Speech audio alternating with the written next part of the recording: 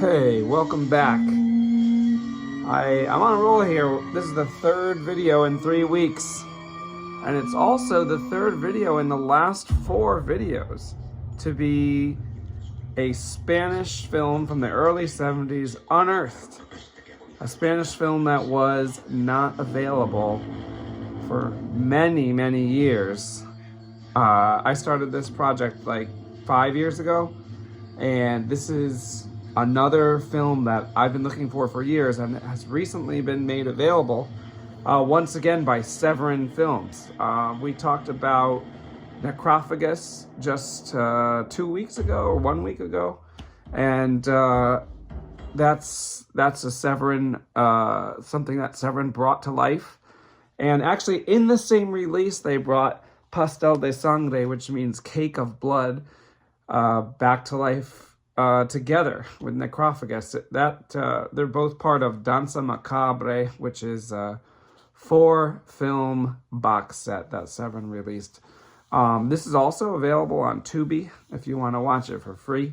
It's a very strange film. It's an anthology film. There are 4 parts that are totally separate from each other. They're not connected in any way. It's basically 4 20-ish minute films put together and released as Cake of Blood. You get one film called Tarota, which is basically kind of related to tarot cards and witchcraft. You've got Victor Frankenstein. You've got Terror Among Christians, which is a vampire film. And then you've got The Dance or Emotional Survivals. That's what it's called, well, translated into English. And that's like a home invasion movie. If you look at the poster here, you've got various monsters that are vaguely connected to the movie. They don't exactly look like that in the movie. As far as I know, this is the original poster. There is no information on it other than the title, which is a little unusual. But also, I couldn't find any release info for this film, which might be because it wasn't released originally. I'm not totally sure, but it was Spanish, and it was created in 1971 in a time when, if you've watched any of my other videos on Spanish horror, the dictatorship of Francisco Franco did not allow horror to be set in Spain. And this is set in Spain, so it's possible that it wasn't released. Here is the re-release art. I'm pretty sure this is Severin art.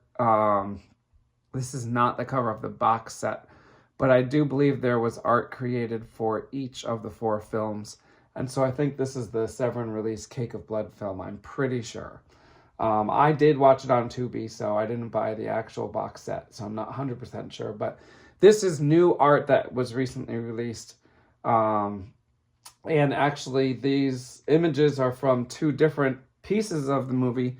The first image there on the left with the woman in pink is from Tarota, or Tarot, and then the big face there is from Terror Among Christians. So, I rated all 4 of these separately, and the average is about 5.25 out of 10. Some were okay, some were less okay. The first one, Tarota, that was my least favorite one. I gave it 3 out of 10. It's very abstract. The beginning has a leper, and from what I gathered, it's a leper on the beach who digs in the sand and uncovers the body of another leper, and then he's descended upon by hooded figures, kind of like this guy here, and they basically like beat him up, and then it switches over to a guy riding a horse, and he's credited as the knight. And that knight is played by Julian Ugarte, who probably has the most horror credits out of anyone in this whole film. He was in Mark of the Wolf Man, also known as Frankenstein's Bloody Terror. Mark of the Wolf Man is one of the earliest Spanish horror films. It was the first Paul Naschy Wolfman film, and I did do multiple Paul Naschy Wolfman videos if you search through the channel. He was also in Malenka, which was released in America as Fangs of the Living Dead. That's a vampire movie. He was in Aum, which I just did a video for a couple of weeks ago. And then later, he was in the Italian-Spanish film All the Colors of the Dark. Actually, I know it was Italian. I assume it was a Spanish co-production since Julian Ugarte is in it. But All the Colors of the Dark is probably the most well-known of Ugarte's films. That was a pretty good one. I did a video for that one as well. But that was a very abstract story. He ends up finding that woman in pink, and that's pretty much it for that one. So I wasn't really into that. I gave that a 3 out of 10. Next, Victor Frankenstein, a much more like solid piece of this anthology. Although it was very strange as far as a Frankenstein movie goes. In this particular Frankenstein adaptation, which is very loose, the monster himself looks just like a regular person. It's not very monstrous looking at all. But he is apparently created by Victor Frankenstein. And in this adaptation, Victor Frankenstein has a mother and a sister and a brother and maybe a sister-in-law.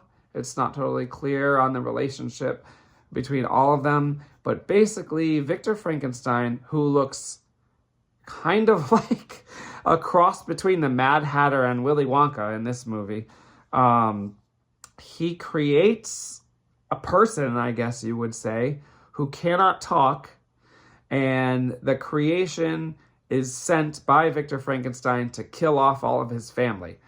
So that is very different than any other version of Frankenstein I've seen. The notable actor Eusebio Poncela plays Frankenstein's monster, and he appeared in the great Spanish horror film Week of the Killer, also known as Cannibal Man, and I did a video for that one as well, so you can search for that one too. Then after that, the third segment is Terror Among Christians. This one was interesting and visually my favorite. Oh, by the way, I give Victor Frankenstein 6 out of 10. Terror Among Christians, I give a 7 out of 10.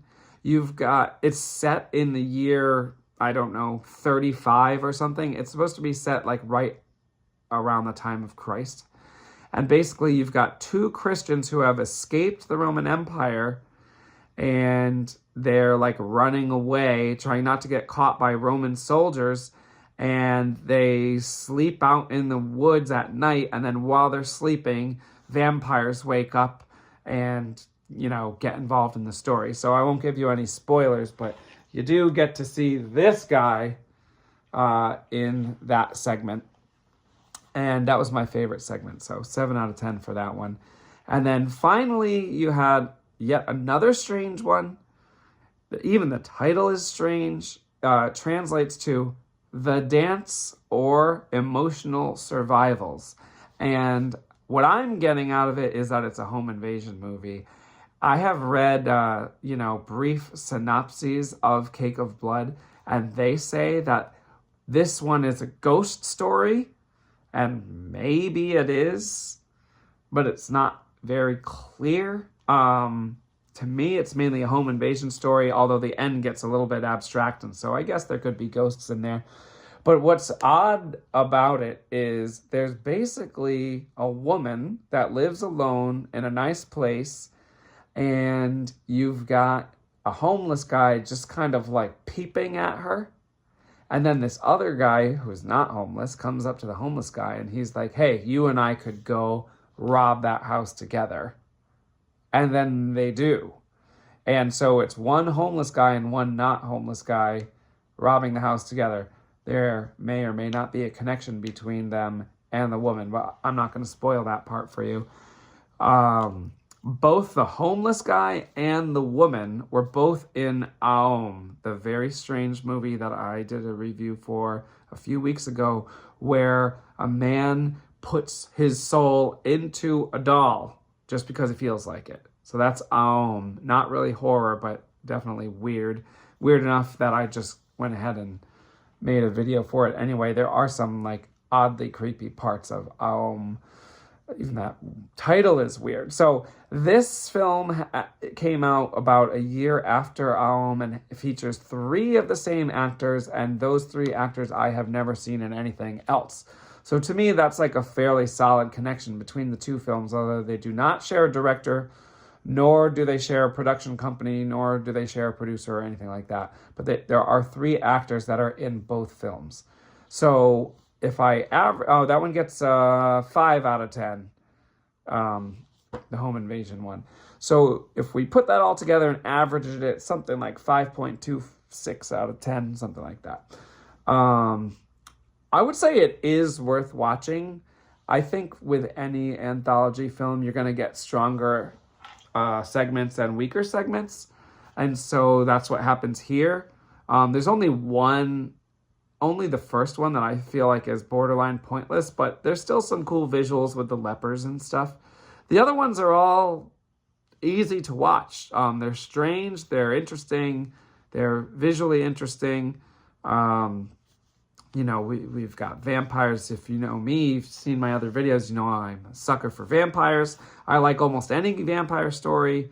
I find it very interesting that different creators find different ways to use the same monsters differently. And this was no exception. This was an interesting vampire story, an interesting adaptation of Frankenstein, all very, very far from the source material, but interesting nonetheless. So another thing that is just interesting in general is now in the last few weeks, we have added 3 purely Spanish films into the library here. And there are not many purely Spanish films from this era because basically it was illegal. These films could not be widely released in Spain. So a lot of Spanish horror films from the time, if you haven't seen my other videos, you may not be aware, but most films that were partially Spanish were also either partially German or partially Italian, sometimes French. They were not usually purely Spanish, but this one is, and so was Aum, and so was Necrophagus. So that's 3 from the early 70s. So they now make up a greater portion of what's available out there because none of these films were available just a few years ago. You could not find any of these, and now you can. So you can watch Cake of Blood on Tubi. Thanks for watching the video. And I believe I should have another one ready for you next week. So like and subscribe and comment if you would like to. And thanks for watching.